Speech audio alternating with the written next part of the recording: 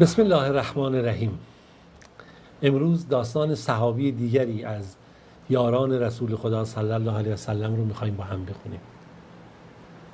شاید کمتر اسم ایشون رو شنیده باشید، اما ایشون کسی نیست جز سعید ابن زید. خوب دقت کنید. سعید ابن زید کسیه که پدر ایشون که زید باشه، وقتی که میخواست از این دنیا بره گفت خدایا من رو از این خیر یعنی دین اسلام محروم کردی، اما فرزندم سعید رو محروم نکن. ببینیم کیه سعید ابن زید، کیه که پدرش چنین دعایی میکنه، پدرش کی هست. بریم سراغ زید. غیر از زید ابن حارث هست. خوب داشته باشید این زید ابن عمرو ابن نفیل هست. زید ابن عمرو ابن نفیل. این اسما کم کم بعد ما تو ذهنمون خاطرمون سپرده بشه. این خب میدید مردم چه میکنن. عصر جاهلی بود، شرک و خرافات و بدعت و توسل‌های جاهلانه در بین مشرکین عرب رواج داشت و میدید که در جشن‌ها و اعیادی که دارن چه رفتارهایی رو میدیدن. میدیدی که اینها چگونه بر بت‌های خودشون و این زیارت‌هاشون و قبرهاشون پارچه‌های گرانبها و عطرهای گرانبها رو میذارند و جشن‌هایی رو میگیرند و قربانی‌هایی رو میدند و میدید که در این اعیادی که اینها دارن زنها و بچه‌ها چه لباس‌هایی میفروشند و ثروتمندها فخر میفروشند بر فقرا و رفتارهای دیگه و این ثروتمندا چگونه حیوانات خودشون رو سرمایه‌های خودشون رو به نمایش میذارن و امثال اینها جلوی این بت‌ها میارن حیوانات قربانی میکنن و افتخار میکنن. این از رسم‌های اشراف جاهلی بود. اینقدر گوسفند، اینقدر گاو، شتر بکشید جلوی این بت‌ها بین مردم بدید و این غرور و تکبر از اون ور اون انحراف و مسائل که وجود داشت. خب این زید ابن عمرو ابن نفیل به این آگاهی رسیده بود که این نمیتونه حقیقت باشه. می اومد به دیوار کعبه تکیه میداد و با خودش میگفت ای مردم قریش، خوب دقت کنید من چی بهتون میگم. حقیقت رو نمیدونست چیه، ولی میدونید رفتار اینا حقیقت نیست. میگفت این گوسفند رو خدا خلق کرده، این شتر رو خدا خلق کرده، این بارانی رو که از آسمان میفرسته و این بالاخره گیاهان سبز میشه الله میفرسته. خب گفتیم الله رو همه میدونستن. یعنی از اونها میگفتی کی آسمان و زمین خلق کرده، میگفتن الله. میگفتی بهشون کی مثلا بهتون روزی میده، میگه الله. کی شفاعتون میده، میگفت الله. کی کشتی رو آب قرار میده، میگفتن الله. خب خدا میگه پس فعناتون فکن کجا دارید میرید. و اینم همینو میخواست بگه. میگفت ولی خب نمیدونست حقیقت چیه. میگفت این گیاهان و سبزی ها رو همه الله فرستاده، بعد شما میارید برای غیر الله قربانی میکنید، واسطه قرار میدید. این چه رفتاریه؟ شما قومی جاهل هستید. اما در این مورد میدیدی که یه دفعه پدر حضرت عمر که عموی زید بن نفیل هست، خوب نگاه کنید، پدر حضرت عمر عموی زید بن نفیل هست. پدر حضرت عمر، اون موقع حضرت عمر اینو مسلمان نبودن، اساس جاهلیه. این عصبانی میشد و شروع میکرد اینو به زدن و داد و بیداد و خیلی اذیت و آزارش میکرد. اینم دیگه ناچار میشد، بالاخره صبرش تموم میشد و ناچار میشد بره مثلا خودش به جای پناه ببره در بیرون مکه و اینور اونور تو کوهها و دشت‌ها و خب نمیتونه جوانها رو تحریک میکرد پدر حضرت عمر و این رفتارها رو انجام میداد. و طبیعت قریش بود. خب براش خیلی سخت بود قریش یکی بیاد پیدا بشه و بیاد بگه آقا این رفتارهای شما رفتارهای درستی نیست، این غرور و تکبر و جاهلیت. و خب اون نمیدونستم حقیقت چیه. بله زید ابن عمرو نفیل دیگه مونده بود، ولی خب در این مسیر تنها نبود.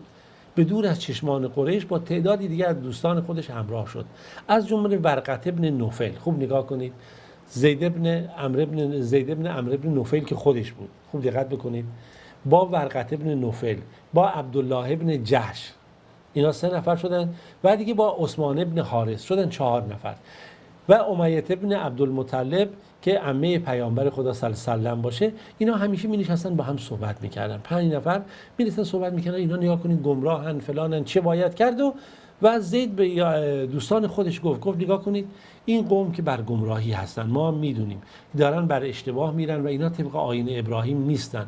بیا بریم یه دینی رو پیدا کنیم که برای اون دین ما قرار بگیریم تا نجات پیدا بکنیم. غیر از این راه دیگه نداریم. این بود که اینها 4 نفر که مرد بودن بالاخره حرکت کردن رفتن. امیه که دیگه زن بود که هیچی. بعد رفتن اینها به نزد بزرگان یهود و نصارا و صاحب ادیان دیگه و گفتن بریم حقیقت دین ابراهیم شاید از اینا یاد بگیریم. ورقه ابن نفیل این چی شد؟ مسیحی شد، نصرانی شد. عبدالله ابن جحش و عثمان ابن حارث اینا به چیزی نرسیدن، اینا به نتیجه نرسیدن، همینجوری سرگردان مونده بودن. اما زید ابن عمرو ابن نفیل، همین زید، این خودش داستانی داره، داستانشو با هم میشنویم ببینیم که برای ما تعریف میکنه. زید میگه من بین یهودی‌ها و نصرانی‌ها بودم و برای اونها تعریف کردم در سرزمین ما چه اتفاقی میفته، من آرامش به آیین و رفتار اونها ندارم و دنبال این میگردم که حقیقت دین ابراهیمی رو بفهمم و در این مسیر تا خودمو به شام رسوندم. میگه در اونجا یک راهبی بود، آدم آگاه و فهمیده‌ای بود که واقعا کتاب‌های آسمانی رو خونده بود، کتاب‌های آسمانی قبل رو. این به من گفت نگاه کن، من برات چیزی رو بهت میگم. گفت چیه؟ گفتم چیه؟ گفت در سرزمین شما در مکه به زودی پیامبری خواهد اومد و بر آیین ابراهیم. بعد گفتم که خب درست واقعا اینجوری گفتش؟ آره. گفتم پس من میرم به دنبال این. گفت باره اگه تو میخوای حقیقت رو بخوای برگرد به همون مکه و در اونجا تو حقیقت رو پیدا خواهی کرد. چرا؟ گفت من به دنبال دنیا که نیومدم، من اومدم به حقیقت برسم. و این بود که ایشون حرکت کرد که به دوباره برگرده به مکه. در مسیر راه که می اومد که بتونه خودش رو به پیامبر موعودی که وعده داده بود برسونه، بالاخره در همین مسیر دیگه پیامبر خدا صلی الله علیه و آله مبعوث شده بود به پیامبری، دیگه زمانی پیامبری مبعوث شده بود. اما این قبل از اینکه برسونه خودش رو به پیامبر، با پیامبر آشنا بشه و حقیقت رو بفهمه، یه گروهی از مشرکین عرب یا همون قبایل راهزن‌هایی که بودن در مسیر به این حمله کردن و این کشته شد و این نتونست رسول خدا صلی الله علیه و آله رو ببینه. میگن در حالی که آخرین نفس‌هاشو میکشید رو به آسمان کرد، گفت خدایا من رو از این خیر محروم کردی، اما فرزندم سعید رو محروم نکن که تا به دین اسلام بیاد. بله، خداوند هم این گونه خواست که زید مستجاب بشه و فرزندش که سعید باشه جزو تلیه در تلیه داران و اولین افرادی باشه که به رسالت پیامبر خدا صلی الله علیه و آله ایمان آورد. و خب طبیعیه که زید در خونه سعید در خونه‌ای بدون پرورش پیدا کرده بود که دنبال حقیقت بودن، از خرافات و شرک و بت پرستی و توسل‌های جاهلانه بدور بودن.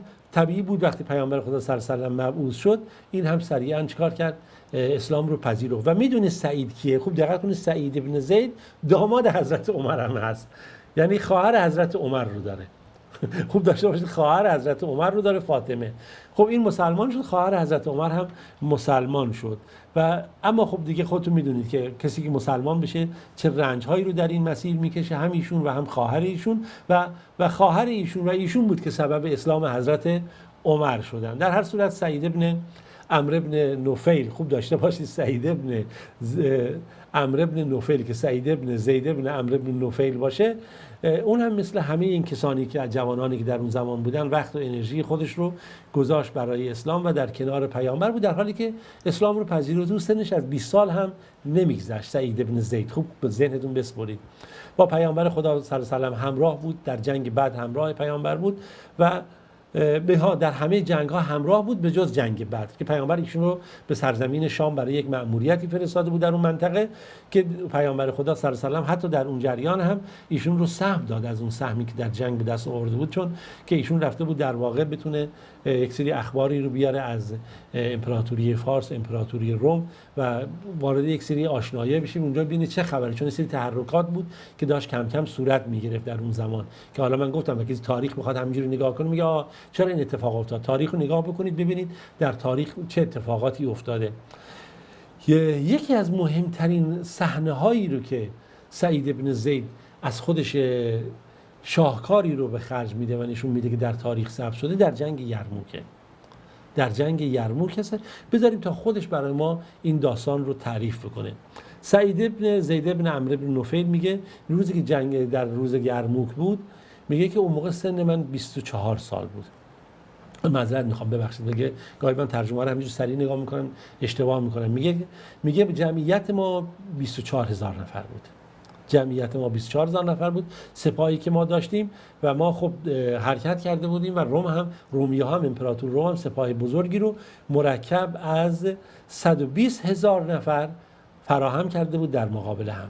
میگه ما مقابل هم قرار گرفته بودیم و این سپاه رومی‌ها، این 120000 نفر وقتی می اومدن با اون هیاهو و با اون حرکت، گویی فکر می‌کردی یک کوهی داره آرام حرکت میکنه. صحنه بسیار وحشتناک و خطرناکی بود که اصلا وحشت و رعب در دل انسان میتونست ایجاد بکنه.